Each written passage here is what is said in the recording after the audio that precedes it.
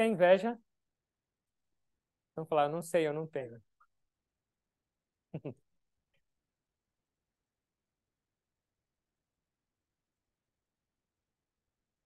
Seres humanos são seres sociais, eles têm que conviver juntos. O Guruji falou que só 2 tipos de pessoas não conseguem conviver juntos. Quem tem algum problema mental, quem tem algum problema e não consegue conviver, ou alguém que já tem um grau muito elevado espiritualmente que gosta de viver isolado. Mas fora isso, todo mundo precisa de coletividade, estar próximo um do outro. Mas se a gente não sabe viver, se a gente não tem uma vida equilibrada, se a gente não tem uma perspectiva correta ao viver e uma compreensão, a gente começa a criar confusão, complexos, comparações, competição e sofrimento. E um desses complexos e um desses reflexos de uma vida desequilibrada e uma incompreensão do que é viver é inveja. Então, inveja é a arte, é a arte de ficar incomodado, de se sentir mal pelo progresso, ou pelo sucesso, ou pela alguma coisa de bom que o outro tem. É engraçado que o Guruji falou de que todos esses laços que a gente está discutindo, de alguma outra maneira, eles são assim aceitáveis na perspectiva, ok. A pessoa ficar com raiva porque ela esperava daquilo, a pessoa ter um pouquinho de timidez, a pessoa... Mas inveja, ele fala que inveja de todos eles é o mais bizarro. Porque a pessoa tem o próprio potencial, a pessoa tem a capacidade dela de crescer, de prosperar, de fazer, e ao invés disso ela vira para o lado e fica gastando o tempo dela queimando a cabeça porque o outro tem, porque o outro conquistou, porque o outro é... e assim por diante. Então, é um desequilíbrio. E por que é o distorcido? Porque ele fala também que é o mais bizarro. Numa fábrica a gente pode ter carros iguais. As coisas são fabricadas pelo homem, podem ser duplicadas e sair idênticas. Mas na criação de Deus, alguma coisa é idêntica? Nem gêmeos, nada. 2 maçãs são, não tem como. 2 frutas, nada. 2 seres humanos, 2 flores, tudo é único. Só tem um. Essa é a beleza da criatividade divina. E essa é a especialidade dele. E isso ninguém consegue copiar. Cada cor, cada... Tudo tem uma função única nessa criação. Tudo. Os dedos são diferentes. Cada um tem função. Partes do corpo diferentes. Cada um uma função. Homem, mulheres. E tudo único. E aí a pergunta é: como eu vou comparar alguma coisa que é único com outra coisa? Então, por exemplo, se eu falar para vocês, esse dedo aqui está sofrendo bullying porque ele é menor do que esse.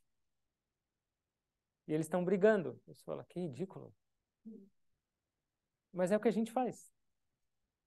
Eu olho para alguém e por causa de ego eu falo, se eu sou melhor, eu me sinto orgulhoso. E se eu sou pior, eu sinto inveja. Então, não tem muito sentido quando a gente analisa dessa maneira. A sua vida é única e perfeita como ela deve ser dentro da criação. É uma peça única desse quebra-cabeça chamado criação. E aí você quer comparar 2 coisas que são diferentes. Não tem como comparar. Então, é como peças de uma bicicleta ou de um relógio. Cada engrenagem é diferente, funciona de uma maneira. Só que todas juntas fazem o relógio funcionar. Uma parafusinho minúsculo, outra é uma bateria um pouco maior, a pulseira. Só que tudo é necessário para o relógio funcionar perfeito. E aí o que o ser humano, o mais inteligente da criação faz? Ao invés de ele entender que é uma equipe complementar, tudo é complementar da criação. Ele entende que é um competidor. Então ele cria competição entre essas peças. As peças do relógio divino estão brigando. E aí, caos. Então, é um desequilíbrio e uma falta de compreensão do que é essa criação. E é uma coisa absolutamente normal. Tem inveja? Normal, assim, no sentido não de ser aceitável, mas todo mundo tem. Em algum ou menor grau, de alguma maneira, todo mundo tem. E a gente não pensa nisso. E a gente sofre com isso. Porque a pessoa está sempre descontente. Tinha as 3 esposas das 3 deidades do hinduísmo: Shiva, Vishnu e Brahma. E tem um santo que chamava Narada. Ele é um santo que ele tem acesso ao divino. E ele anda por toda parte. Só que ele arruma um monte de confusão. Ele gosta de arrumar confusão para trazer algumas lições. Mas ele é criativo, é uma palavra bem leve para ele. E aí ele foi visitar um casal de rishis, de sábios. E ele ficou admirado com a esposa de Atri. A esposa chamava Anasuya. Ela era muito casta, pura, honesta, incrível. Ele falou assim, ele pensou, puxa, e as esposas das divindades não têm essa perfeição e pureza de uma ser humana? E aí ele foi lá no céu visitar. Aí ele foi falar primeiro com a mãe divina Parvati. Ele falou, nossa, estou vindo agora da Terra. Você não sabe, eu fui visitar um casal, eu encontrei a pessoa mais pura, ela é mais casta, você não acredita, ela é inacreditável. Ela começou a ficar meio borbulhando. Aí ela perguntou para ele, mas escuta, uma pergunta, ela é melhor do que eu? Ele falou, incomparável. E aí ele acabou de falar incomparável, ele falou, agora eu preciso sair. E aí ele foi embora. E aí ele fez a mesma coisa com Saraswati, e ele fez a mesma coisa com Lakshmi. Aí as 3 não se aguentaram e já se comunicaram na hora. Elas deviam ter um grupo de WhatsApp direto. Com certeza elas devem ter. Elas falam, quem é essa Anasuya? Eu não sei, mas como pode? É impossível. Nós somos da divindade. Como? Vamos dar um jeito nisso. Vamos testar. Vamos ver se ela realmente é tudo isso que eles estão falando aí. Aí elas fizeram um plano. Vamos fazer o seguinte. Vamos mandar os nossos maridos para lá, disfarçados. E na Índia tem uma tradição que receber qualquer visita você tem que considerar como a presença de Deus. Então, você tem que olhar e é a presença de Deus. E elas falaram, então vamos colocar ela num mato sem cachorro.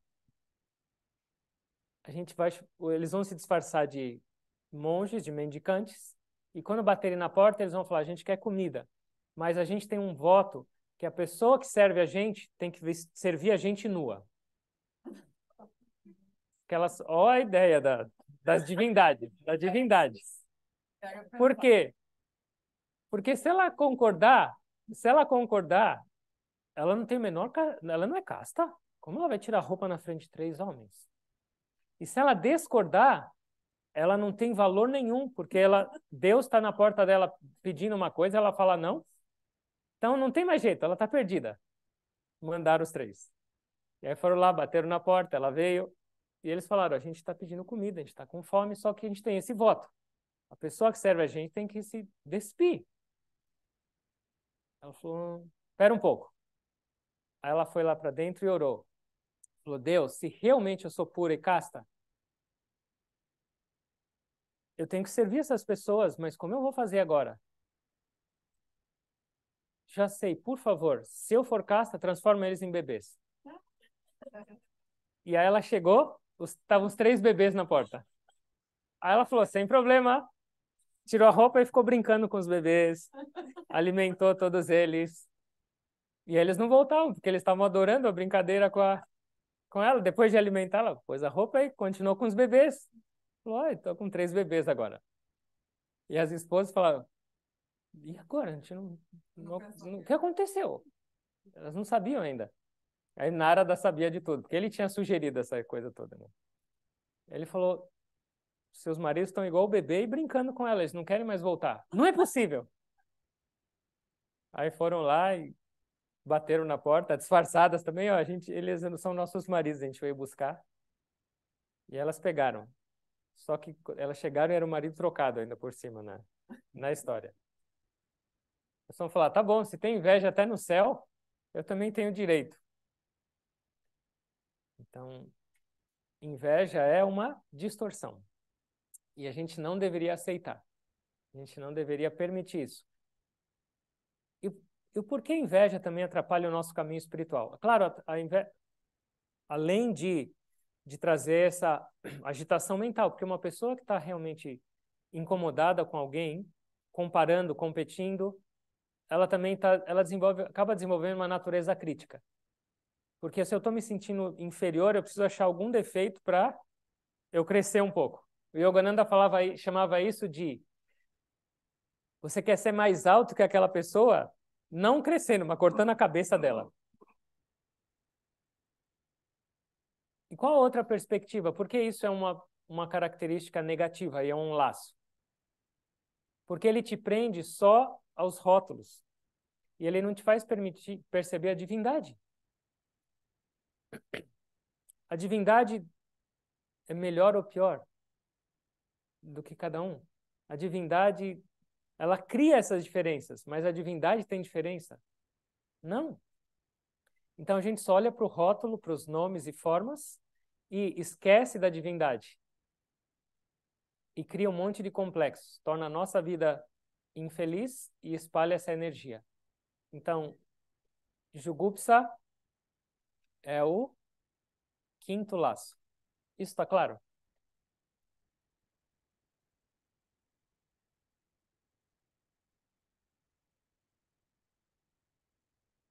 O primeiro passo para a gente eliminar essas coisas é ter clareza. Então, é ter essa capacidade de perceber e observar. A gente discute isso para a gente ter essa capacidade de olhar no seu dia a dia e falar: ufa, isso está vindo. E por quê? Qual a razão? Não faz sentido. De ter essa clareza, de ter essa percepção e, a partir dessa percepção, se fortalecer para eliminá-la com oração. Igual Anasuya, na verdade, significa aquela sem inveja. Então, esse outro laço também nos limita e nos faz perceber só as diferenças no mundo. Tem duas possibilidades. Você pode ou focar sua atenção nas diferenças que o mundo tem e ele está cheio, está lotado, ou nas semelhanças. Qualquer tipo de briga e conflito que existe no mundo é por essa grande característica das pessoas de perceber só a diferença e competição. Então, a perspectiva de uma pessoa espiritual é ao contrário. A gente tem que perceber as semelhanças, a gente tem que perceber algo, o que é em comum para trazer harmonia, porque as diferenças vão trazer conflito, separação. Isso é causa de uma guerra mundial, isso é causa de brigas entre religiões, isso é a causa de briga numa família. Só enxergar a diferença, só enxergar o negativo. Então, essa é uma perspectiva que a gente tem que mudar nas nossas vidas. Lembrar mais daquilo que é comum para todos e não o que é diferente, porque o que é diferente vai gerar competição, comparação. E isso vai gerar complexos. Certo?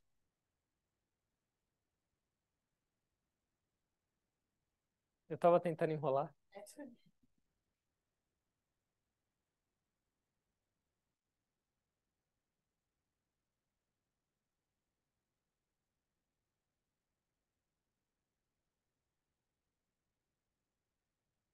Estou sempre compartilhando minha vida com os mestres, tanto as coisas boas quanto as ruins, mas às vezes me contenho, pensando, não vou incomodá-los com isso? É besteira pensar assim? Na verdade, gostaria de me abrir muito mais. Não, não é besteira. É importante. E, na verdade, sim, se é besteira pensar assim, é besteira. Os mestres não se importam quanto você está compartilhando. Eles querem te ouvir. Eles querem que você se volte para eles e se abra e compartilhe. O que significa incomodar os mestres? Incomodar os mestres, eu acho que é o oposto. Se alguém se inicia, se alguém aceitou esse caminho e ignora eles, isso que é incomodar. Essa é a verdadeira besteira. Mas se abrir, conversar e compartilhar, isso é o que a gente deveria fazer o dia inteiro, todo dia, com cada coisa. Se algum dia eles aparecerem para você e falar, chega, pelo amor de Deus, agora eu não aguento mais, aí tudo bem, aí você para. Mas enquanto isso, descarrega tudo que você oferecer para Deus e para os mestres é devoção. Tudo, 100%. Não importa o teor, não importa o nível, zero. Porque isso se encaixa, esse receio, a gente falou isso ontem, timidez. Ah, mas eu vou incomodar. Eles aceitaram sua vida. Agora a bomba está na mão deles. Então, compartilha absolutamente tudo e vê o que acontece. Eles estão esperando, mas eles nunca vão se meter nas nossas vidas sem a gente dar permissão. E o ato de compartilhar, o ato de orar, o ato de oferecer é o dar permissão. Quanto mais você fizer isso, mais você está abrindo seu coração e falando, por favor, venha e tome conta disso aqui, porque eu não sei. Compartilha o máximo que você puder, sem nenhuma restrição, zero. E isso é um treino, porque o que acontece? Na vida, a gente tem um monte de restrições com o nosso compartilhar com seres humanos. Com nenhum ser humano, a gente tem a capacidade de se abrir por completo. Verdade ou não? Nenhum. Tem uns segredos, tem algumas coisas. Para alguns você consegue, mas não essa mesma coisa para os outros. Não tem como. Isso é incompleto com a nossa relação humana, mas com Deus é infinito. Então, por que não aproveitar dessa possibilidade? Por que não aproveitar disso? Guardar para você, como a gente estava falando da raiva, é venenoso, porque é um veneno. Então, qualquer tipo de sentimento negativo ou tristeza, guardar para você é horrível. Nem sempre você vai conseguir oferecer para os outros. Nem todo mundo tem estômago. Nem todo mundo vai estar de bom humor também, ou disposto ou disponível toda hora. Então, às vezes, oferecer para o mundo não é possível e também pode ser prejudicial. Mas, para Deus, se torna devoção, se torna doçura, se torna expansão do seu coração. Isso é um teste. Então, a gente compara, às vezes, a nossa relação humana e transfere isso para a nossa relação com Deus. Fala, não é possível, isso ele vai ficar chateado, ou isso ele não vai gostar. A pergunta é, ele já não sabe tudo que está no seu coração? Ele já não sabe tudo que está passando na sua mente o tempo inteiro? Então, o ato de compartilhar não é porque ele não está sabendo, mas é só a gente estar falando, eu estou me voltando para você para compartilhar isso. É a nossa atitude de voltar-se para ele e sentir mais essa doçura e presença. Certo? Besteira é não compartilhar. É não explorar o poder que a gente tem e a ferramenta e essa conexão que a gente tem disponível. Só que poucos usam de verdade. E se usasse, todos esses laços iam desaparecer. Por que eu ia ter medo se eu sei que ele está do meu lado me ouvindo? Por que eu ia ter raiva se eu tenho tudo na minha mão? E assim por diante.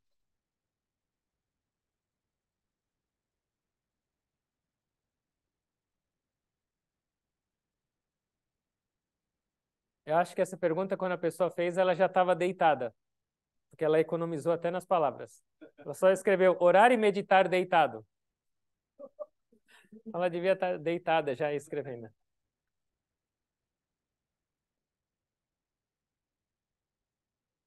Qual o problema de orar e meditar deitado? Dormir deitado. Então, o meditar não é aconselhável fazer deitado. Só quando você for dormir. Mas fora isso, é melhor sentar. Manter a coluna ereta. Então, encosta na parede, senta na cadeira, se não apoia em algum lugar, mas o ideal é manter a coluna ereta, salvo a pessoa tenha algum problema. Salvo a pessoa não esteja se sentindo bem, ela esteja com algum problema de saúde, que ela não consiga sentar, aí é melhor fazer deitado do que não fazer. Mas pensar numa opção de deitar ao invés de sentar não é recomendável. Primeiro, que sua coluna não vai ficar muito livre para o fluir da sua energia. E segundo, que a perspectiva de dormir é muito alta e a gente se desconectar. Então, para essas duas coisas, que são uma prática de introspecção e de silêncio, a gente precisa estar mais ativo, mais desperto. Porque senão é fácil dormir e desconectar. Mesma coisa orar. Você pode orar deitado? Claro que pode. Você pode orar de qualquer jeito, até plantando bananeira. Mas presta atenção se você não está dormindo e esquecendo do seu propósito de fazer. Antes de dormir, o Guruji fala, antes de dormir e logo que acordar, orar um pouquinho só, ou meditar um pouquinho só ainda na sua cama, só para começar, é permissível, é aceitável. Mas fora isso, preferivelmente sentado. Certo? Aí vai ter uma pergunta, ronco é oração ou não?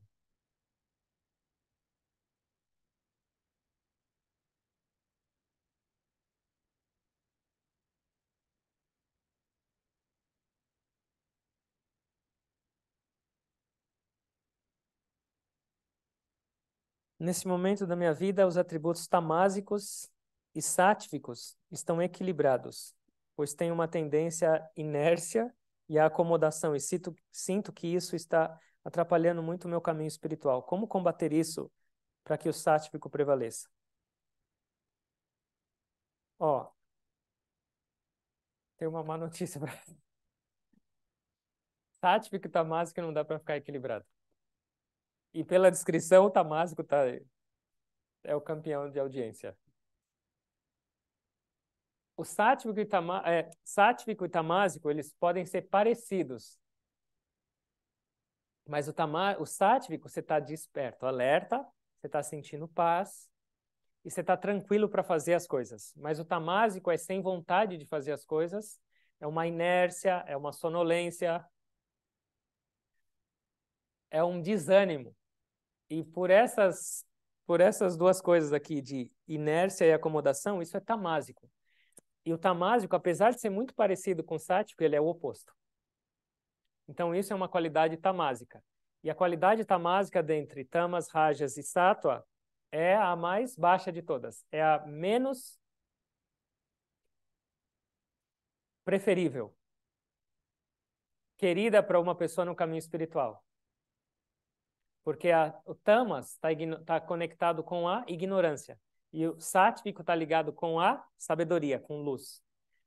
Então, a gente tem que mudar isso.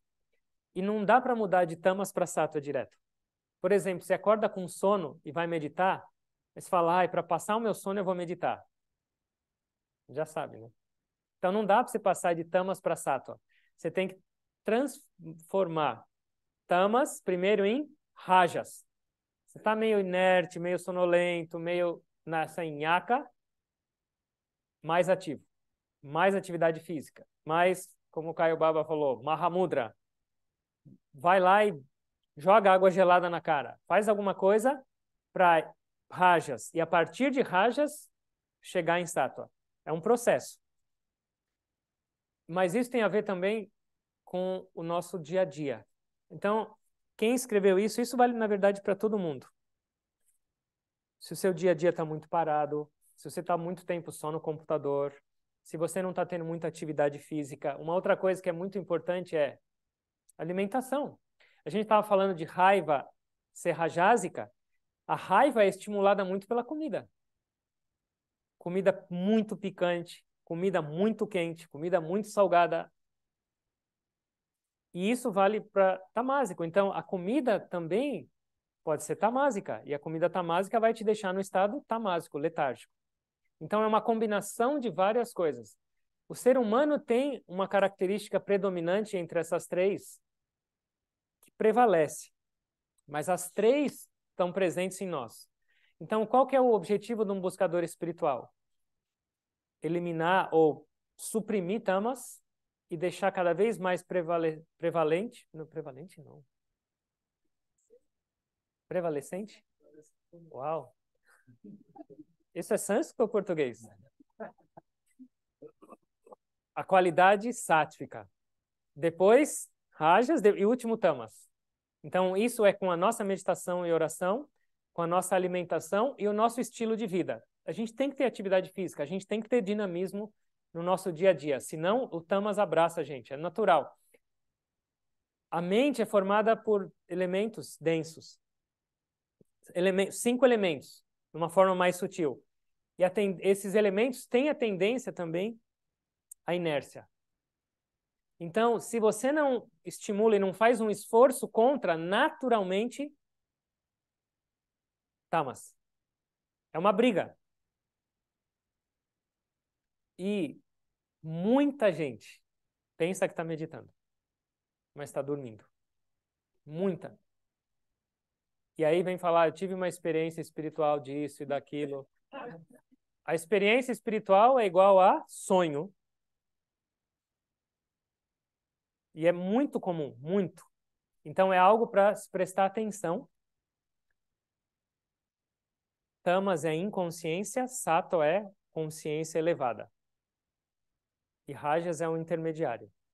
Mas é preferível ter uma qualidade rajásica do que tamásica. Certo?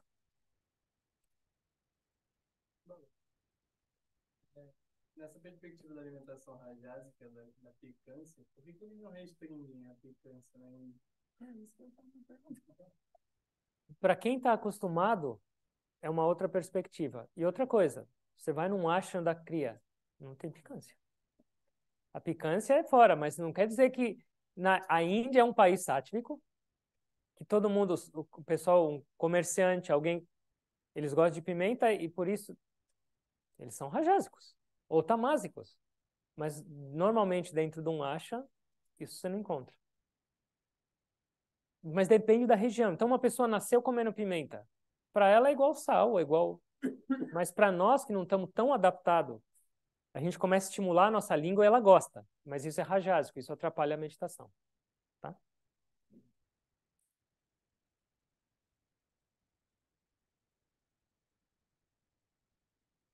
Prevalente pode? Obrigado. É reprovável evitar determinados familiares. A bomba é sempre para mim, porque é o que acontece. O Some disse que sim. O Some falou que sim. E aí esse negócio gravado ainda por cima. É, vocês dão risada, né? É enrosco? É o Some. Ó, tá gravado. É reprovável evitar determinados familiares que não temos afinidade e cujos assuntos e comportamentos não nos agrada e que invariavelmente nos leva a um erro. Até que ponto é necessária essa conveniência? A recusa nessa conveniência pode gerar karma. Como chama aquele provérbio? Parente é serpente. Se você está tão incomodado, manda o seu currículo para o Asha em até 5 dias úteis eu te dou a resposta. Algumas coisas. Primeiro,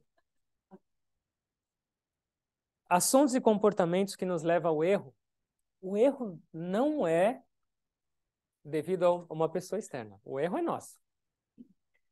Se talvez você não tenha a liberdade, ou a energia, ou a força para, de repente, se impor e falar não, ou ficar em silêncio, ou não se afetar. O erro e a fraqueza é nossa. E lembra que o núcleo familiar nada mais é do que um karma seu. Não é de uma maneira aleatória que Deus colocou esses membros de família. Eles vieram por uma razão. Eles vieram para te ensinar, eles vieram para te fazer crescer, para abrir os olhos, para você mudar. Todo mundo tem seus enroscos. Então, uma primeira perspectiva é: ora, pede para Deus para te dar força, para te fazer entender como lidar e tenta lidar da melhor maneira possível. Pede para Deus para você ter mais tolerância, capacidade, resiliência e paciência, porque são qualidades espirituais que essas pessoas que não são muito, na verdade, harmoniosas com o seu pensar e agir, estão te fazendo desenvolver. E uma coisa é certa. Vamos supor que você se afasta dessa sua família. Se esse ainda é o seu karma, ele não for resolvido, vai vir de outra maneira.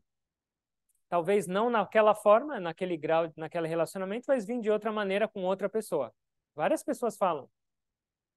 Eu não entendo por que isso está acontecendo de novo na minha vida. Igualzinho, só que mudou só o rosto. É o karma ainda que não foi resolvido. Claro, cada um de nós tem um grau de tolerância, de aceitação, e cada um de nós tem que tomar essa decisão. Algumas não dá para ser feito. Algumas não tem como. Você tem que conviver, você vive naquela casa. Se isso é extremamente incômodo para você e você entende que já não tem mais nada que você possa fazer, que honestamente eu não acredito. O que acontece é, eu não estou tirando a sua razão ou falando que essas pessoas, talvez, a gente sabe que ambientes são negativos, até mesmo aqui no Ashram. Chegam pessoas aqui no dia a dia, por exemplo, e começam a falar de negatividade. Falar de morte, falar de matança de animal, falar de política. Veio até um ashram e não é para pedir ajuda, é só para falar mal dos outros e falar. Então, a gente tem que prestar atenção em nós mesmos e mudar nós mesmos. E com isso, a gente pode mudar tanto e tanto nossos relacionamentos. Então, exige um esforço. E não entenda que eu estou falando isso. Ah, tá bom, porque eu não estou convivendo em família, você não sabe o que é enrosco. O Ashram é uma família muito maior. O enrosco também é maior. Mas a gente tem que aprender. Então, olha e vê se você realmente está fazendo tudo o que é o possível para mudar, ou para transformar, ou para dar o exemplo. Ora para Deus para te dar força quando você tiver que conviver. Se não for uma convivência próxima e isso não te fizer bem, você não precisa também. Ah, é meu karma, eu vou lá todo dia, eu vou fazer isso todo dia. Mas se for algo que é necessário, que faz parte da sua vida, não adianta você ficar infeliz, não adianta você ficar miserável, falar de novo essa pessoa, de novo isso. Se fortalece. Fala, ao invés de eu ser influenciado negativamente, agora hoje eu vou influenciar. Hoje eu vou evangelizar essa pessoa. Leva um japamala lá e fala, agora nós vamos entoar junto o Mahamudra Mantra. Aí a pessoa que vai se afastar, ela que vai mandar a pergunta.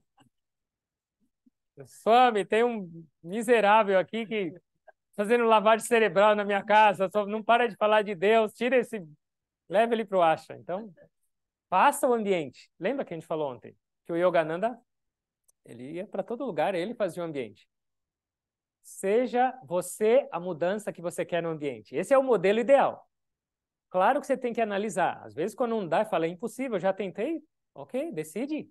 E aí você pergunta se vai gerar karma. Vai gerar. Tudo gera karma, mas karma não é só negativo. Então, entende. Mas quase 100% de nós não faz o esforço, porque nós não queremos mudar. A gente quer mudar o outro. E a gente não quer passar pelo esforço, pelo sacrifício de mudar nós mesmos e nos adaptarmos a uma condição. A gente quer moldar os outros de acordo com o nosso próprio molde. E isso é o que gera mais conflitos, não necessariamente as diferenças. Não. Pegando só um ganchinho nisso aí, e quando teus familiares falam que você está passando por determinada situação, porque você está nesse caminho ou naquele, ou porque acredita nisso ou não acredita naquilo, como você lida com isso? Em todo lugar vai ter crítica, não tem jeito. O tempo inteiro, mesmo se for numa carreira profissional, espiritual, a gente vai sofrer críticas, especialmente quando a gente toma uma decisão que não é uma decisão que flui na mesma direção normal. É quase como se gostasse de você estar passando aquilo, partir para assim, então Uhum.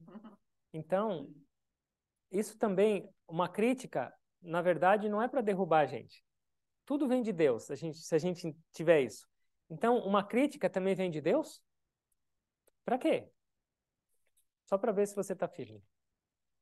Fala, mestres, eu sei que esse enrosco aqui que você está me mandando, você está querendo saber se eu estou firme? E a minha resposta é, isso aqui vai ser para mim elogio. E uma outra coisa, sabe o que é uma outra coisa boa de crítica? ou não? Quando uma pessoa vem te criticar, sabe o que ela está fazendo? Ela está tirando o seu karma negativo. Ela está levando embora. Ela fala, Elaine, dá licença, me dá essa sua carga aqui que eu preciso levar. Me dá esse seu enrosco aqui que eu quero levar embora. E o oposto é, quando uma pessoa te elogia, está te levando o karma positivo.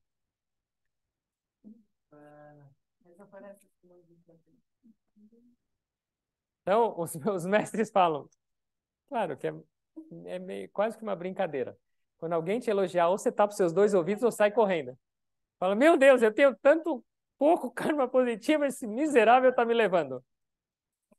E quando alguém começar a te criticar, abraça e fala, ai meu Deus, você é meu melhor amigo. Eu não posso viver sem você. Nossa, você é o meu presente de Deus. Chama os seus amigos aí, vamos comer uma pizza. Essa é a perspectiva espiritual. Por isso que o pessoal fala, esse pessoal é meio estranho, né?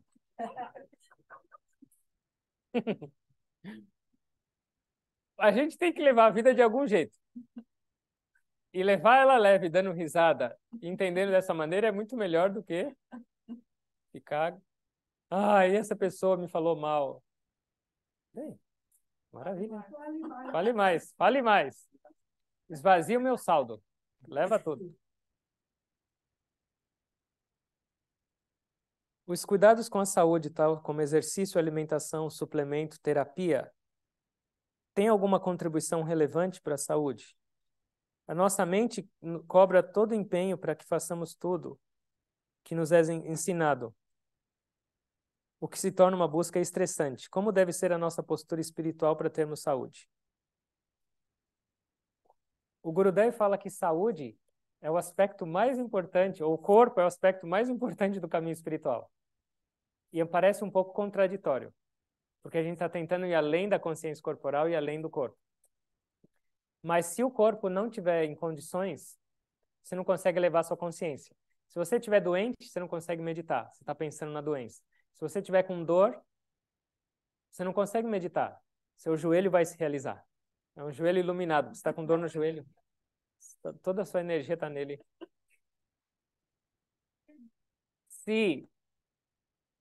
Então, o corpo é um aspecto mais importante. De todos os obstáculos, são 9, chega de tanto obstáculo, né? Você já tá... Agora é 9, esse é 9. Os 9 obstáculos do caminho espiritual, eu não vou falar todos, senão vocês vão ter pesadelo hoje. Mas o primeiro, sabe qual que é? Doença. Então, é a falta de cuidado com o corpo. Então, é importante? Sim. Mas virar paranoico ou estressado com isso é errado. Então, não é a questão de cuidar. Você tem que cuidar da sua saúde. Você tem que fazer dietas, tem que fazer exercício físico para a espiritualidade. Você tem que ter um corpo saudável. Mas se você virar bitolado nisso, você também se afunda no caminho espiritual. Você não vai lembrar. Então, o que acontece? Muitas pessoas ficam radicais e fanáticas quando entram no caminho espiritual. E isso é ruim. Além de elas quererem mudar completa e radicalmente a vida, dieta e hábitos, elas ainda começam a criticar os outros e querer impor isso nos outros. Isso já é fanatismo. E uma exigência, uma demanda muito alta nisso, estressa e o que acontece? Vai te tirar do caminho espiritual. O principal é meditar e orar. E aos poucos vai mudando. Vai entendendo o que seu corpo precisa. Mas não adianta você querer fazer mudanças radicais, porque você vai estressar. Então, por exemplo, você está acostumado a acordar 8 horas da manhã. Aí você fala, agora eu me iniciei e vou acordar todo dia às 4. Como você vai ficar daqui uma semana? Acabado. Aí você fala, a meditação está me acabando. E aí, outra coisa. Por exemplo, agora eu faço meditação, então eu tenho que ser uma pessoa espiritual. Então eu vou mudar completamente minha dieta. Cortar isso, cortar isso, cortar isso, cortar isso. Depois de um mês, explode. Então, faça as suas transformações. Cuida do seu corpo, que ele é o aspecto mais importante, segundo o Gurudev. Mas ele é um veículo. Não coloca toda a sua atenção e não cria identificação com o corpo. Não cria apego com o corpo. É como se você estivesse cuidando. Sabe qual deveria ser a perspectiva do seu corpo, da sua relação com a sua saúde? Você deve cuidar do seu corpo igual você cuida do seu cachorro. Quem não tem cachorro. Quem não tem cachorro, esse é um cachorro. O que significa isso? O que significa isso? O seu cachorro, quando você vê ele tá meio gorducho, você não pergunta para ele, você quer comer mais ou menos? Você só corta. Vou dar uma refeição só por dia. E ele emagrece. Ele não está bem? Você não pergunta, você quer ir no veterinário? Você leva e o que tem que fazer, coitado, ele faz. Mas aí quando é a gente, não, aí sou eu. Então, é uma relação. Mas, na verdade, só são formas diferentes. Mas aquele é um corpo de cachorro e esse é um corpo de humano. Mas você não é nenhum dos dois. Então, por exemplo, você está levando o seu cachorro no veterinário, alguém te encontra no elevador. Você está descendo, ela fala, onde você está indo? Você fala, estou levando o meu cachorro no veterinário, que ele está mal. E aí, depois de uma semana, você está descendo no elevador sozinho, a pessoa fala, onde você está indo? No hospital. Porque você não está se sentindo bem. E aí o que você fala? Eu estou levando esse corpo no hospital? Não, você fala, eu estou indo para o hospital. Então, aquele é um cachorro, mas esse sou eu, não é um corpo também. Aquele é um corpo de cachorro. E eu trato ele como diferente da minha existência, não é? O cachorro é diferente de mim. Mas esse corpo não é diferente de mim. E essa é a ignorância. Esse corpo sou eu, e não é. Então, essa é uma perspectiva de desapego. Cuida, preserva, mantém a saúde, alimenta, faz exercício, descansa. Mas não esquece que ele é só seu veículo, ele não é você. Então isso faz com que você não tenha apego. Porque as pessoas que falam, muitas pessoas falam, estou cuidando do corpo, ela não está cuidando, ela está apegada ao corpo. E quando você tem apego, você não consegue cuidar. É diferente, certo? Não seja radical com as suas mudanças, vai devagar. E de dentro para fora, com a sua meditação, com as suas práticas, você vai entender o que é bom e o que não é. Fica mais fácil de entender. Mas não vai pelos outros. Tem muitas linhas muito extremas. E na Kriya Yoga não tem extremismo, segundo os mestres. E quando tem apego, não consegue cuidar? Porque o apego vem em todas essas outras perspectivas de possessividade, de medo, de insegurança de perder. Então, com uma mente emotiva e com uma relação emotiva, você não consegue realmente cuidar. Então, por exemplo, uma pessoa quando ama, mas ela ama, pensa que ama, mas é cheio de apego, é difícil ela cuidar ou manter, porque ela está sempre com medo de perder, ela está sempre com insegurança, ela quer sempre possuir, ela nunca quer deixar embora. E essas partes são nocivas para uma relação, não? Então, essa parte também é nociva para a nossa relação com o corpo.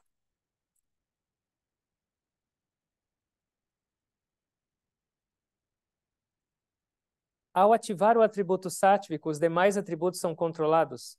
Como fortalecer esse atributo?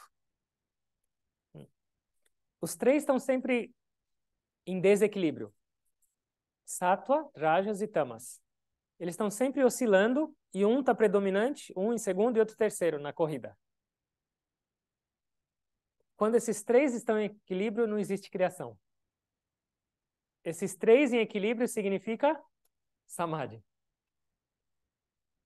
Então, enquanto a gente não está em Samadhi, ou nos momentos que vocês não estão em Samadhi, qual é o ideal? Que não são muitos. Qual é o ideal? Estimular e colocar em cima Sattva. E aí, como a gente falou, como fazer isso? Se você está no estado tamásico, você tem que se ativar, se energizar primeiro. Cuida da sua alimentação. Se você está no estado rajásico, vai meditar, vai orar. Presta atenção nos ambientes, no tipo de leitura que você está tendo. Presta atenção no tipo de estímulo que você está tendo no seu telefone, no seu computador. Presta atenção na sua hora de sono. Presta atenção na sua rotina de meditação. Presta atenção nas palavras que você está falando. Tudo. Porque tudo dessa criação é classificado em Raja, Sattva e Tamas. Tudo. Então, se você quer ter uma predominância de Sattva, Puxa, eu esqueci daquela palavra de usar. Uma prevalência de estátua? Se eu inventar prevalecência, essa também serve, né? Ah, tá bom. Eu tenho que me cercar de estímulos sáttvicos o tempo inteiro. Então, idealmente, pessoas sátvicas, leitura sáttvica, estímulos sáttvicos, palavras sáttvicas, comida sáttvica, música sáttvica. Você fala, eu quero ser sátvico. E aí você vai... Não vou dar exemplos, porque... Escutar essas coisas. Eu quero ter uma mente pacífica. E aí você vai no cinema e assiste uns absurdos. Para onde está indo isso? Para sua mente. Ela está comendo, ela não come só comida, ela come tudo isso. Então, não faz sentido. Eu quero ter paz, mas eu não estou buscando a paz. Eu quero ter paz, mas eu quero continuar comendo o que eu como, falar o que eu falo, ir para onde eu vou. É incoerência. Então, se você quer ser sáttvico ou pacífico, dentro do possível, faça o máximo para se cercar de coisas sáttvicas. Isso é fácil, isso é no dia a dia mesmo para fazer. Certo? Se de manhã eu fui chamar de rajado, então do dia meu saldo foi site.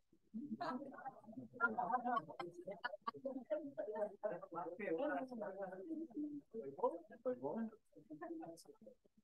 Nacional. Legal. Muito interessante, mas não. Não é de manhã à noite, mas é a tendência, talvez, predominante do dia. O ser humano tem uma tendência, assim, naturalmente, cada ser humano já tem uma dessas qualidades predominantes. Isso dá para a gente perceber. E aí ela vai mudando durante o dia. Mas o que prevaleceu foi a maior parte do dia, entendeu? Não essa média no final, esse cálculo. Eu tendo a ser capaz, eu fiz uma coisa fantástica do dia, então foi bom para mim. Foi muito bom. Faça mais. Isso é importante.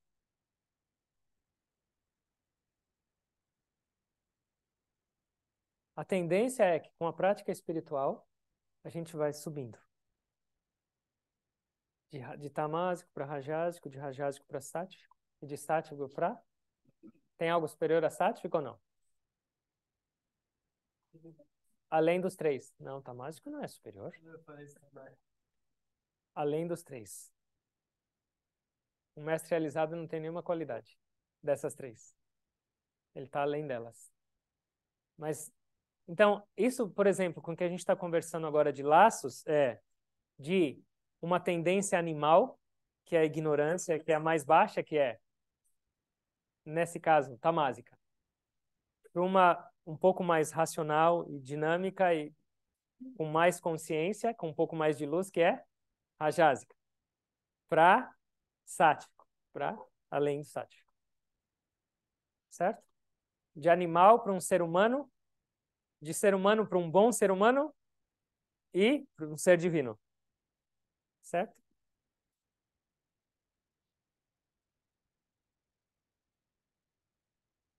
Quais artifícios podemos usar para nos lembrar da unidade de Deus conosco quando estamos fora de um estado espiritual elevado ou quando estamos cobiçados pelos instintos? E aí tem um parênteses está aqui. Não vale responder que é a respiração. Ou seja, nem isso eu posso responder mais agora. Porque já sabe até a resposta, né? Se está falando que não vale usar isso, é porque você já sabe que é, mas você não consegue. Quando estamos fora de um estado espiritual elevado, e honestamente falando, é quase sempre.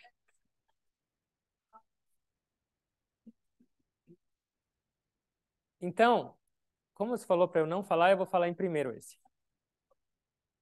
A nossa conexão com Deus é a respiração. E eu estou agora, por causa dessas 50 anos da vinda do Gurudev, de toda essa agora energia voltada para o Gurudev, eu estou lendo vários livros dele e eu estou entendendo ele de uma maneira completamente diferente agora e está sendo delicioso. Porque eu entendi, às vezes eu ficava meio, às vezes até entediado. Porque ele ficava repetindo as coisas, mas agora parece que uma chavinha mudou. E é uma coisa maravilhosa, é a coisa mais prática que existe, que é a cria informal, que é no dia a dia. E o aspecto mais importante que ele falava é a respiração. A realização se dá através desse negócio, de lembrar dele na respiração. Ó Deus, é você, é você. Então, quanto mais você lembrar disso, mais você está conectado. Cada vez que você lembra de uma respiração, você está nesse estado aqui espiritual elevado. Cada vez que você lembra de uma respiração, você está realizado. Realizado. Uma respiração consciente, nessa hora, você está em samadhi. Mas depois você esquece. Mas você tem 21.600 vezes para lembrar disso. Por dia. Isso não é lindo? Isso não é maravilhoso? Além disso, mentalmente oferece tudo o que você faz para Deus. Você está indo cuidar dos seus filhos? Deus é você nessa forma. Teoricamente, mecanicamente, Deus é você nessa forma. Você está indo cozinhar? Deus, eu estou fazendo para você. Você está indo no banheiro? Deus, eu estou limpando o seu corpo. Você está varrendo o chão? Eu estou varrendo meus pensamentos negativos. Você está lavando louça? Eu estou limpando a minha memória. E assim por diante. Entenda essa conexão, porque Deus está em tudo, em todas as ações, em todos os pensamentos. Essa é a verdade. Então, encontra algum truque para se conectar, oferece para ele, fala, Deus, eu ofereço meu dia para você. Deus, agora eu te ofereço essa reunião. Deus, é você andando nesse corpo. Isso que o Gurudev falava muito, que é maravilhoso. Em cada ação só fala mentalmente, mecanicamente, Deus é você. Então você vai pegar um papel aqui e fala, Deus é você. Porque é ele, não é? Sim ou não? Pelo menos, teoricamente, vocês acreditam nisso ou não? Sim. Então, teoricamente, a gente tem que testar. Porque o teoricamente vai te levando mais para a verdade. Deus é você nessa comida. Ora, a gente orou. Só que normalmente a gente nem pensa no que a gente está orando. Mas o que é uma oração prática na hora de comer? Quando você olhar para aquela comida e aquele cheiro, fala, Deus é você. Pega o garfo, o seu braço mexendo, Deus é você. Mastiga, Deus é você. Mentalmente, isso não é prático. E isso vai te deixar no estado mais elevado possível no seu dia a dia. Para tudo. Vem um pensamento negativo, Deus é você, leva de volta. Veio alguém na sua frente, antes de você falar e de se sentir entusiasmado, ou julgar, ou criticar, ou qualquer coisa, Deus é você. Qualquer palavra que vem nos seus ouvidos, Deus é você. Isso não é espiritualidade prática. Se você não quer lembrar da respiração, não consegue, tudo bem, mas e isso o resto? Treina. Olha para o sol, olha para um passarinho, olha para uma borboleta, olha para saúde ou doença, Deus é você. Faça, tenta e vê o que acontece, se não vai te trazer mais alegria e mais conexão. E se a gente vive dessa maneira, qual vai ser o resultado no final do dia? Ou quando a gente for meditar, a gente já está conectado. Mas o que acontece é, a gente faz a nossa meditação diária. A nossa meditação básica de 5, 6 horas por dia, que todo mundo faz. Quando a gente acaba ela, a gente esquece completamente. Agora já foi meu mundo espiritual, chega disso aqui. E aí esquece e vai mandando ver, enchendo o pezinho na jaca. Alguém escreveu uma pergunta outra vez, falou, como eu posso para parar de enfiar o pé na jaca? Você ri? É, vocês riem. Então, a gente desconecta completamente. Aí quando você vai voltar para meditar, é um cabo de guerra. Sua mente está completamente extrovertida, sai faísca para você sentar e fechar o olho. Mas se você mantém essa atitude durante o dia, quando você sentar, Deus é você. É muito mais fácil. E isso você não precisa morar num ashram, você não precisa fazer nada. Onde você estiver, o que você estiver fazendo é divino. Cabe a gente lembrar. Faz uma tatuagem. Deus é você.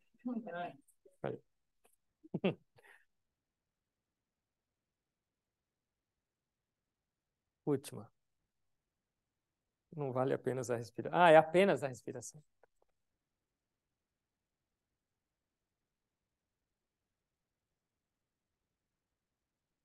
No caso do praticante não sentir os centros básicos, especialmente Muladhara e Swadhisthana, pode-se acionar levemente o períneo para acordá-los? Não comece a inventar técnica. E às vezes, em meditação guiada, você vê cada coisa que eu não vou começar a descrever. Mas vamos umas técnicas de acionamento que eu vou te falar, viu? O que acontece com a prática da criança? O que acontece com a prática? Vocês pensam que é ir lá na frente, ficar falando, é fácil. O que acontece com a prática da cria? É natural que a gente tenha chakras desequilibrados. Cada um tem. Um mais para o dinheiro, um mais para prazer, outro mais para comida e consciência corporal, um mais para emoção, um mais para... E assim por diante. É natural. Mas não quer dizer que você precisa trabalhar especificamente esse chakra para se equilibrar. Os mestres falam que a Kriya Yoga é tão poderosa que ela vai equilibrar tudo de uma vez. O não estar sentindo os dois centros inferiores não significa que necessariamente eles não estão ativados ou eles não estão equilibrados. Talvez seja a nossa incapacidade de concentrar. Então, relaxa e deixa só fluir a sua prática de Kriya. Concentra nos chakras durante a prática. Faz seu pranayama, faz seu Mahamudra. Tá tudo certo. Não se preocupa com pontos específicos. E agora meu Muladhara está assim, meu Swadhisthana está assim, meu Manipura está assado. O que acontece? Nós não estamos explorando o que foi prometido para nós na iniciação. Vocês lembram? Sabe o que eles prometeram? Que eles assumiram a responsabilidade da vida de cada um de vocês. E que eles vão cuidar. A sua parte é só sentar. Coloque seu traseiro na sua almofadinha e pratica. Não pense em Muladhara, Swadhisthana, não pense se está perto, longe, não pensa... Toda a responsabilidade é deles. Não puxa, deixa. Olha, eu estou fazendo, o resto eu sei que eles estão cuidando. E isso gradualmente vai se equilibrar. Existem, num nível acima de Kriya Yoga, existem alguns estímulos diferentes para os chakras. Mas nada para se preocupar e nem ficar ansioso. Com a primeira Kriya, você já equilibra e purifica todos os chakras. Então, não precisa ficar preocupado com Muladhara ou Swadhisthana. Se preocupa só em meditar e fazer com sinceridade. Não se preocupa qual está desequilibrado ou qual não está. Eles vão cuidar de tudo. A bucha está com eles agora. E a pessoa, estou sentindo mais no chakra X, Y, na meditação dela, ela sente um vibrar e o outro não. Como que é isso? Não dá para saber. Uma coisa que acontece isso não é crítica e não é querer jogar balde de água fria, mas a gente tem muita imaginação também. Então, às vezes, a gente sabe que essa atividade não está tão equilibrada e a gente conecta isso com o chakra e fala ele está mais ativo ou menos ativo. Os chakras se manifestam em forma de energia, chakras têm luz, chakras têm várias formas de se perceber ativos. Mas não necessariamente a gente está percebendo isso nessa perspectiva. Então, a ideia nossa é não se preocupar com isso. Concentra nessa região do chakra com atenção, com sinceridade, com atitude de oração. Tanto que, vocês já viram alguma vez a gente falar de cor de chakra, de número de pétalas? Existe todas essas coisas, mas a Kriya Yoga é tão poderosa que a gente não precisa ficar sabendo dessas coisas. Está tudo sendo tomado conta de uma vez. Certo? Não põe muita teoria na sua prática espiritual, na sua meditação. Não traz muito a sua mente na hora de meditar. Essa luz significa o quê? Esse tipo de som é o quê? Que sinal é esse? Ou esse chakra mais... Deixa, eles assumiram a responsabilidade, deixa eles cuidarem. Isso vai deixar a nossa meditação muito mais leve. Certo? Não, mas são os chakras. Quando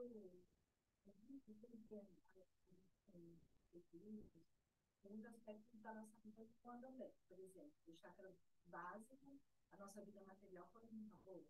A gente consegue perceber na nossa vida diária, não é verdade? Sim. Mas aí, então, aí a pessoa, ela pode estar percebendo isso através da manifestação física mesmo. Mas isso pode ser imaginação. Não adianta a pessoa... perceber, falar, nossa, eu percebo que o meu segundo chakra, ele não está tão ativo, então eu estou com um problema no mundo. Não, é o contrário. Para o nosso nível agora de consciência, é assim, se você está com um problema financeiro, você só vai deduzir que tem algum desequilíbrio no seu chakra da base. Se você está com algum problema de relação familiar ou algum tipo de relação interpessoal, tem algum desequilíbrio no meu Swadhisthana. Mas a gente nem precisa disso, porque a nossa vida está desequilibrada. Mas o que acontece? Qual é a nossa perspectiva? Não colocar preocupação pontual, porque a Kriya Yoga está te levando como um todo. A Kriya Yoga vai eliminar, a prática da Kriya Yoga vai eliminar o seu desequilíbrio no Muladhara, no Swadhisthana, no Manipura, no Anahata e no Vishuddha simultaneamente. Então é uma evolução simultânea. Então por que eu tenho que me preocupar com o meu Muladhara se eles estão oferecendo o pacote completo? O Muladhara está incluído no pacote completo. Swadhisthana, entendeu? Não, isso é uma perspectiva mental. A nossa mente, ela vai questionar. Na meditação vai falar, não está funcionando, ou continua desequilibrado, foca, deixa ela de lado. Porque ela já participa da nossa vida o tempo inteiro. Certo?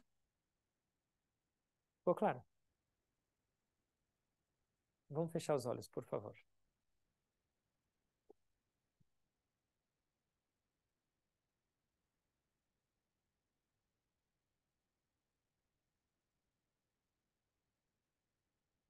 Agradecendo a Deus por essa vida, agradecendo a Deus por a gente ter um pouco mais de clareza para perceber nossos desequilíbrios, para perceber nossas fraquezas, para perceber o nosso estado mental.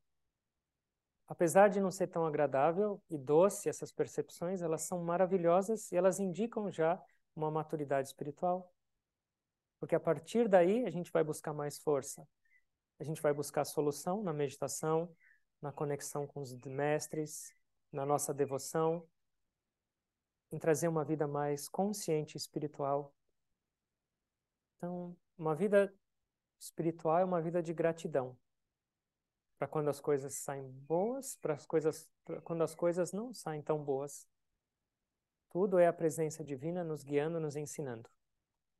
Se a gente conseguir cada vez mais aceitar que a nossa vida está sendo conduzida por Deus e para nós dessa família Kriya pelos mestres, a gente vai curtir mais essa vida, relaxar mais e aproveitar todos os instantes para agradecer, para crescer, para expandir, para se conectar. Não existe momento certo ou próprio ou impróprio para você crescer espiritualmente. 24 horas por dia, em cada respiração, você tem essa chance. Meditação não é uma prática de alguns minutos por dia, mas ela é 24 horas por dia. Quanto mais você tiver desejo por isso, mais você tiver vontade de crescer e de se libertar desses laços, mais a gente vai aproveitar o dia. Eu oro para Deus e para os gurus para que cada um de nós tenha essa força, esse dinamismo para viver. A vida é maravilhosa e cheia dessas oportunidades. Ao invés de julgar, ao invés de gostar ou desgostar, vamos transformar tudo em momento espiritual. Esse é o nosso dever de casa. A gente se reúne aqui e depois a gente segue praticando e tentando dessa maneira. Que Deus abençoe cada um de nós com êxito nessa nossa iniciativa, nesse nosso empreendimento espiritual. E que o esforço de cada um de nós seja coroado com a perfeição nessa vida. A gente tem tudo nas mãos. Com gratidão eu agradeço vocês, eu agradeço os mestres pela inspiração, pelas perguntas e pelas respostas. Tudo vem deles. E eu me inclino a todos vocês.